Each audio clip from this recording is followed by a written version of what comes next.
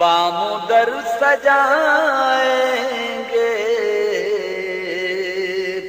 جب امام آئیں گے، جشن ہم اعوذ باللہ من الشیطان الرجیم، بسم اللہ الرحمن الرحیم۔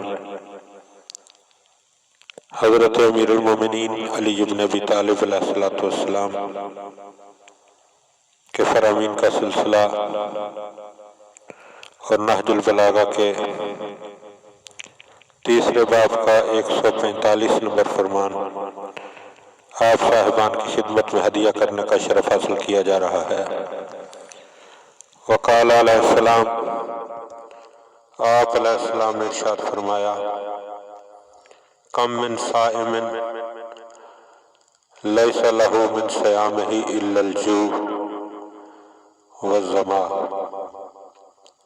کتنے ہی روزہ دار ہیں کہ جنہیں ان کا روزہ رکھنے سے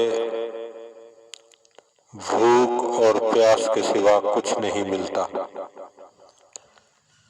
وَقَمْ مِنْ قَائِمٍ لَيْسَ لَهُ مِنْ قِيَامِهِ إِلَّا السَّحْرُ وَالْأَنَا، اور کتنے ہی نمازی ہیں یعنی نماز شب پڑھنے والے ہیں کہ جن کو ان کی نماز کے ذریعے شب بیداری اور زحمت کے سوا کچھ بھی ہاتھ نہیں آتا۔ حبذا انوم الاکیاس و افطارہم، سمجھ بوجھ والوں کے سونے اور اس طرح کا روزہ نہ رکھنے کا کیا ہی کہنا۔ مقصد یہ ہے کہ واجب نماز اور روزہ پر اکتفا کرنے والے قابل تعریف ہیں،